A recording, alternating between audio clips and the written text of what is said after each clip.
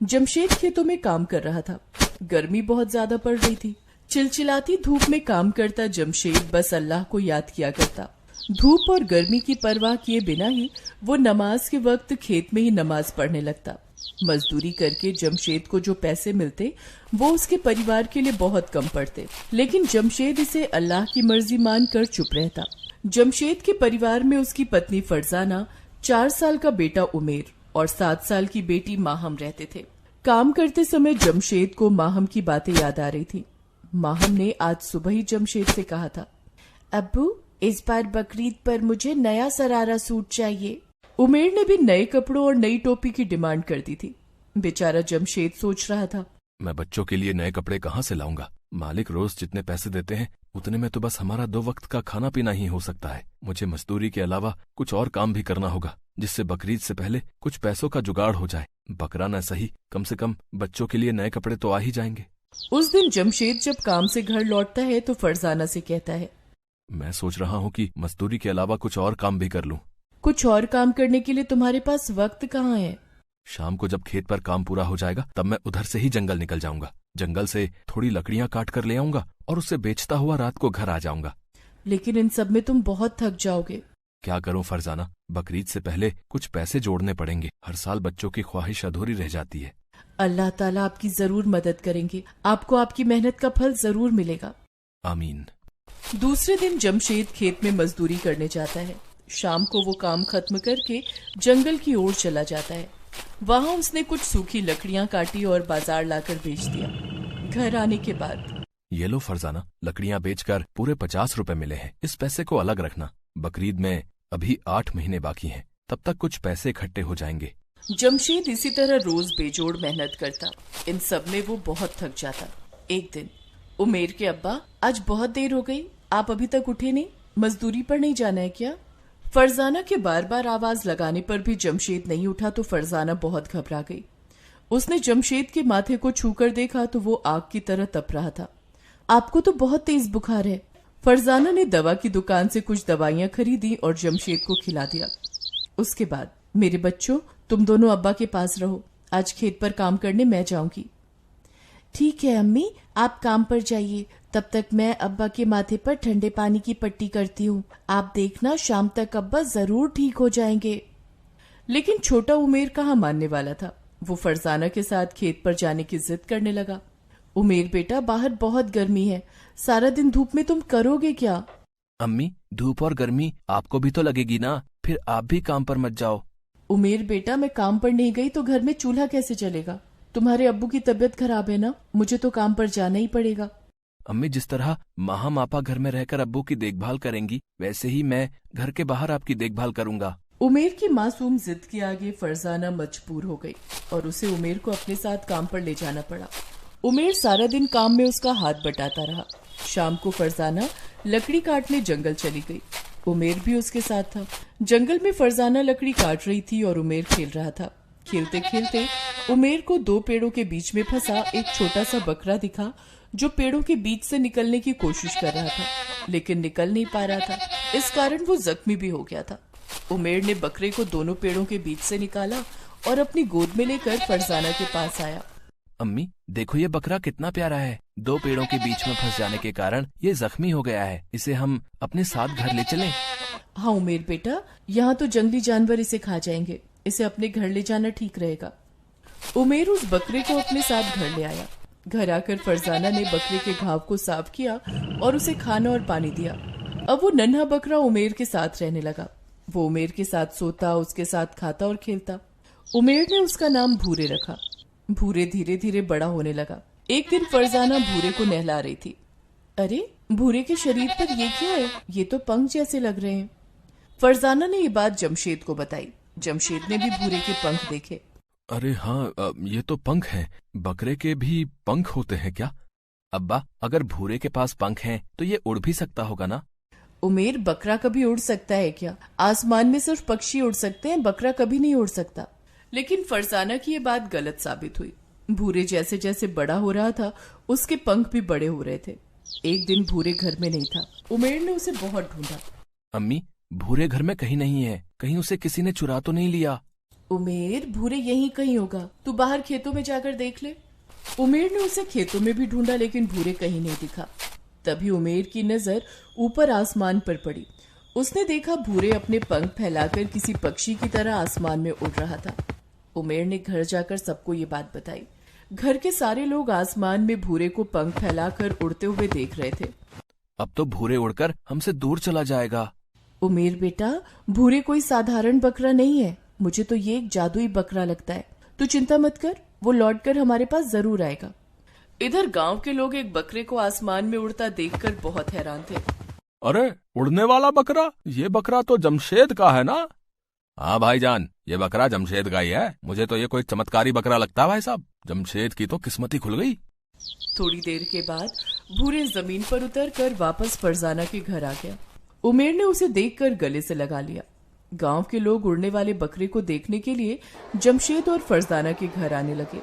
देखते ही देखते उनके घर लोगों की भीड़ लग गई। अरे जरा हम भी देखें उड़ने वाला बकरा। अरे भैया, हमने कभी उड़ने वाला बकरा नहीं देखा भाई। अरे फरजाना, सुना है तेरे घर में कोई जादुई बकरा है जो पक्षियों की तरह उड़ता है। हाँ सलमा, हमारा बकरा भूरे उड़ता है। ये तो कोई जादुई बकरा लगता है। ग्रामीणों के चले जाने के बाद अम्मी, क्या हमारा भूरे सच में जादुई बकरा है? पता नहीं उमेर बेटा, लेकिन ऐसा बकरा पहले कभी हमने नहीं देखा। तभी भूरे बोल उठा। उमेर, मैं सच में एक जादुई बकरा हूँ। भूरे को इंसानी भाषा में बोलते हुए देखकर सब बेहद डर जाते हैं। पता नहीं तुम लोग जंगल से इसे क्यों पकड़ कर ले आए हो। मुझे तो इस बकरे के अंदर किसी जिन का साया लगता है। तभी भूरे ने कहा, अब्बू, मैं कोई जिन नहीं हूँ, मैं एक जादुई बकरा हूँ। आप सबने मुझे बड़े प्यार से अपने बच्चे की तरह पाला है। मैं तो अपने परिवार के साथ पृथ्वी की सैर करने जन्नत से यहाँ आया था और अपने परिवार से बिछड़ गया। उस दिन अगर उमेर मुझे नहीं बचाता तो जंगली जानवर मुझे मार कर खा जाते। ऐसा समझ लीजिए कि अल्लाह ने आप लोगों की मदद करने के लिए मुझे यहाँ भेजा है। अच्छा जादुई बकरे, तुम हमारी क्या मदद कर सकते हो? अम्मी, आप तो मेरी अम्मी हैं। मैं आपके लिए अपना सारा खजाना खोल दूंगा। इतना कहकर भूरे ने जोर से अपने दोनों पंख फड़फड़ाए और उसके पंख से नोट झड़ने लगे। अम्मी अब्बू, भूरे के पंख से नोटों की बारिश हो रही है। उमेर और माहम भूरे के पंख से झड़ने वाले नोटों को बटोरने लगे। देखते ही देखते जमशेद और फरजाना के छोटे से घर में नोटों का ढेर लग गया। अब भूरे ने अपने पंख समेट लिए। अम्मी, अब्बू, बकरीद का त्योहार आने वाला है। बकरीद तक मैं आप लोगों के साथ रहूंगा और इसी तरह आप लोगों की मदद करूंगा। उसके बाद मैं जन्नत वापस चला जाऊंगा। तुम्हारा बहुत बहुत शुक्रिया उड़ने वाले जादुई बकरे। जमशेद और फरजाना भूरे के जादू से दिन पर दिन अमीर होते जा रहे थे। जमशेद ने अब खेत में मजदूरी करनी छोड़ दी थी और अपना किराने का बड़ा कारोबार शुरू कर लिया था। गांव के लोग जमशेद और फरजाना की जिंदगी में अचानक आए इस बदलाव से जल भुन रहे थे। एक दिन सभी ग्रामीणों ने भूरे को चुराने की योजना बनाई। भूरे घर के बाहर घास खा रहा था, तभी कुछ ग्रामीणों से उठाकर ले जाने लगे। भूरे चिल्ला न सके इसलिए उसके मुंह में ढेर सारा घास ठूस दिया। सभी ग्रामीण चाहते थे कि भूरे ने जिस तरह जमशेद और फरजाना को मालामाल किया है उसी तरह हमें भी मालामाल कर दे, और इसी को लेकर ग्रामीणों में झगड़ा हो गया। भूरे को पहले मैंने उठाया, इसलिए पहले मैं इससे पैसे मांगूंगा। नहीं, भूरे के मुंह में घास मैंने ठूसी थी, इसलिए पैसे मांगने का पहला हक मेरा है। अरे इसे तो मैं लेकर भागा था भाई, पैसे तो पहले मैं ही मांगूंगा। इसी बीच मौका पाकर भूरे वहां से उड़ गया। ग्रामीण आपस में लड़ते रहे और भूरा उड़कर जमशेद और फरजाना के घर आ गया। वहां आकर उसने कहा, अम्मी, अब्बू, गांव वालों के मन में लालच आ गया है। अपने लालच में वो मेरा कत्ल भी कर सकते हैं। मेरा अब इस गांव में रहना ठीक नहीं है। अब मुझे यहाँ से जाना होगा। परसों बकरीद का त्योहार है। मैंने सोचा था कि बकरीद का त्योहार आप लोगों के साथ मनाऊंगा, लेकिन अब ये मुमकिन नहीं। गांव वालों ने मुझे अगवा कर लिया था, इसलिए मैं अब यहाँ से जा रहा हूँ। भूरे के मुंह से ये सब सुनकर उमेर उससे लिपट गया। नहीं, मैं तुम्हें कहीं नहीं जाने दूंगा। उमेर, जब तुम मुझे याद करोगे तो मैं तुम्हारे पास आ जाऊंगा, लेकिन अभी मुझे जाना होगा। मेरे घर वाले भी मुझे याद कर रहे होंगे, लेकिन जाने से पहले मैं आप सबको कुछ देना चाहता हूँ। इतना कहकर भूरे ने जोर से अपने पंख फड़फड़ाए। उसमें से ढेर सारे रुपए पैसों के साथ साथ सोने चांदी हीरे मोती झड़ने लगे। इतने सारे रुपए पैसे, सोने चांदी? हाँ अम्मी, ये सब आप लोगों के लिए है। अच्छा, अब मैं चलता हूँ। तुम्हारा बहुत बहुत शुक्रिया भूरे, तुम हमें बहुत याद आओगे। भूरे आसमान में उड़ गया। भूरे के दिए हुए रुपए पैसों और सोने चांदी से जमशेद और उसका परिवार गांव में सबसे अमीर हो गया उन्होंने बड़े धूमधाम से भूरे को याद करते हुए बकरीद का त्योहार मनाया।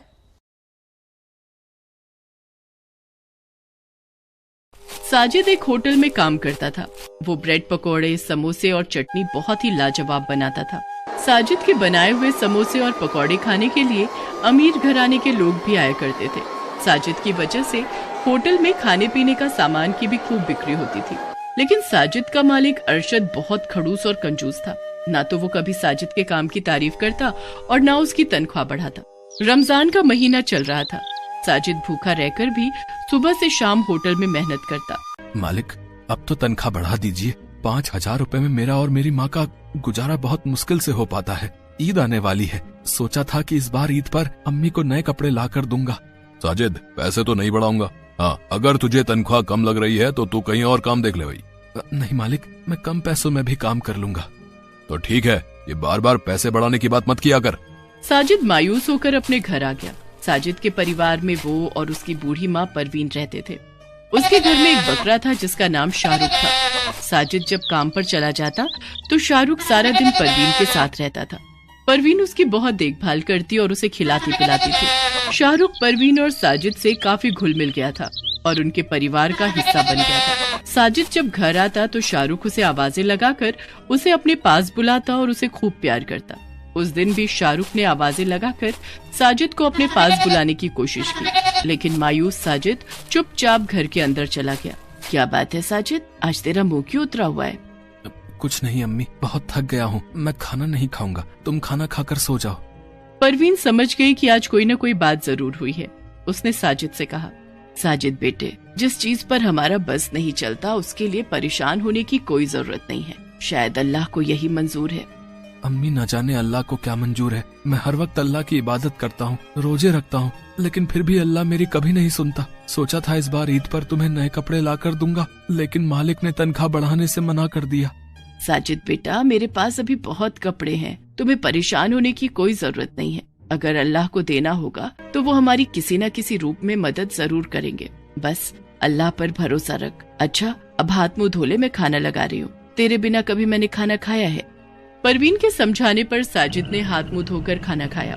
उसके बाद अपने बकरे शाहरुख के पास जाकर उसे खूब प्यार किया। शाहरुख के पास जाकर साजिद के चेहरे पर मुस्कान आ जाती थी और साजिद को खुश देखकर परवीन के दिल को तसल्ली मिलती थी। रात काफी हो गई थी, तीनों खा पी कर सो गए। अगले दिन सुबह साजिद नहा धोकर नमाज पढ़ रहा था कि तभी उसके मालिक का फोन आता है। हेलो साजिद, आज काम पर जल्दी आना है। आज रमजान का आखिरी जुम्मा है, शाम को ज्यादा ग्राहक आएंगे। कई जगहों पर इफ्तार पार्टी होनी है। लगभग 2000 समोसे और ब्रेड पकौड़े बनाने हैं। तुम जल्दी दुकान पर आ जाओ। ठीक है मालिक, मैं अभी आता हूँ। आप बिल्कुल भी चिंता मत कीजिए, मैं सभी ऑर्डर समय पर पूरे कर दूंगा। उस दिन साजिद जल्दी होटल पहुँच गया और काम में जुट गया। उसने ढेर सारे समोसे और ब्रेड पकौड़े की सामग्री तैयार कर ली। जैसे ही शाम हुई, साजिद ने गर्मा गर्म समोसे और ब्रेड पकौड़े तलने शुरू कर दिए। रमजान का आखिरी जुमा होने के कारण होटल में काफी ग्राहक आ रहे थे। होटल में काफी भीड़ लग गई थी। तभी होटल के मालिक अरशद के फोन की घंटी बजी। अरशद ने देखा उसकी बेगम का फोन था। रोज तो रात भर होटल पर रहते हो, आज तो घर में इफ्तार कर लेते। बच्चे तुम्हारा इंतजार कर रहे हैं, कह रहे हैं कि अब्बू आएंगे तभी रोजा खोलेंगे। अरे यहाँ आज काफी ग्राहक आए हैं, इन्हें छोड़कर आना ठीक नहीं है, लेकिन मैं बच्चों का दिल नहीं तोड़ना चाहता। अब मैं 5 मिनट के लिए घर आ रहा हूँ। ठीक है। अरशद का घर 2 कदम की दूरी पर ही था। अरे ओ साजिद, होटल का ख्याल रखना, मैं 2 मिनट में घर से आया। ठीक है मालिक। अरशद के जाने के बाद साजिद ग्राहकों को सामान देकर उनसे पैसे लेने लगा। तभी होटल पर 4 लड़के आए और उन्होंने साजिद से 100 समोसे पैक करने के लिए कहा। इतने सारे समोसे पैक करने में साजिद बिजी हो गया। साजिद का ध्यान समोसों पर था और मौके का फायदा उठाते हुए उन 4 लड़कों ने गले में रखे सारे पैसे उड़ा लिए और वहाँ से फरार हो गए। इधर साजिद जब 100 समोसे पैक करके काउंटर पर आया, तब तक वो लड़के वहाँ से जा चुके थे।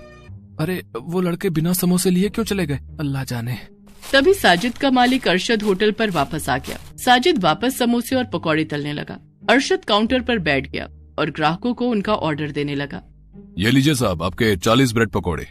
मेरे पास तो 500 रुपए का नोट है, क्या आपके पास चेंज मिल जाएगा क्या?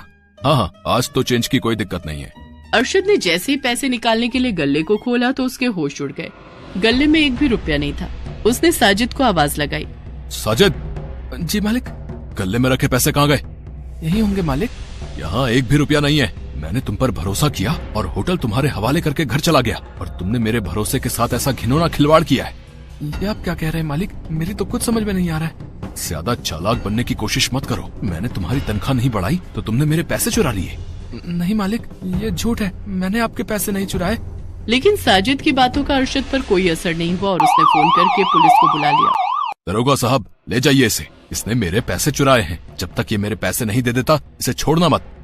मालिक ऐसा जुल्म मत कीजिए। मेरी बूढ़ी माँ घर पर अकेली है, वो मेरा इंतजार कर रही होगी। मालिक मेरा यकीन कीजिए, मैंने आपके पैसे नहीं चुराए। अरशद ने साजिद की एक न सुनी और उसे पुलिस के हवाले कर दिया। अरशद ने खुद थाने जाकर साजिद के खिलाफ चोरी की रिपोर्ट लिखवाई। पुलिस ने चोरी के आरोप में साजिद को जेल में बंद कर दिया।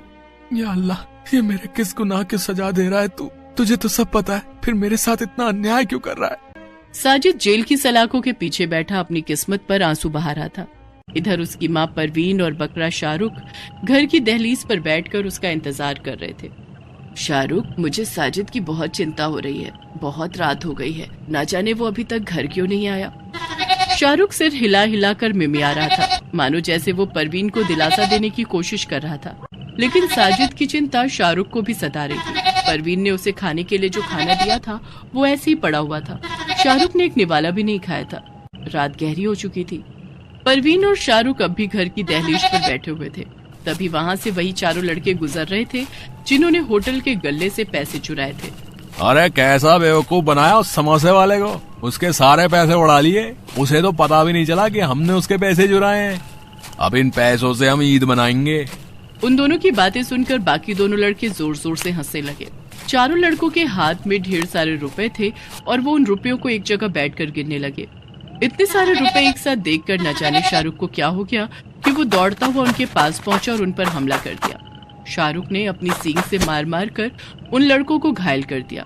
वे लड़के अब वहाँ से भाग भी नहीं पा रहे थे। उसके बाद शाहरुख दौड़ता हुआ थाने की तरफ जाने लगा। शाहरुख, कहाँ जा रहा है रे? रुक जा, तू मुझे छोड़कर मत जा, मैं भी आ रही हूँ। बूढ़ी परवीन ठीक से दौड़ नहीं पा रही थी। वो पीछे पीछे चल रही थी और शाहरुख आगे आगे दौड़ रहा था। दौड़ता हुआ वो ठीक थाने के पास जा पहुंचा और थाने के अंदर जाकर रुका। अरे ये बकरा किसका है? ये थाने के अंदर कैसे आ गया भाई? तभी शाहरुख के पीछे पीछे परवीन भी थाने के अंदर आ गई। लॉकअप में बंद साजिद की नजर शाहरुख और परवीन पर गई। अम्मी, शाहरुख, तुम दोनों यहाँ? साजिद, मेरे बच्चे, तू जेल में? तब साजिद ने परवीन को सारी बात बताई। तभी वहाँ दरोगा साहब आ गए और परवीन को थाने से बाहर जाने के लिए कहा। थानेदार साहब, मेरा बेटा चोर नहीं हो सकता। वो पैसे किसी और ने चुराए थे और वो मिल गए हैं। शाहरुख ने उन चोरों को घायल कर दिया है। परवीन ने थानेदार को सारी बात बताई। थानेदार ने मौके पर जाकर चारों लड़कों को गिरफ्तार कर लिया और अरशद को उसके पैसे वापस मिल गए। मुझे माफ कर दो साजिद, मैंने तुम्हें बहुत गलत समझा। मुझसे बहुत बड़ा गुनाह हो गया है। ये कुछ पैसे मेरी तरफ से रख लो। नहीं मालिक, मैं सिर्फ अपने मेहनत के पैसे ही ले सकता हूँ।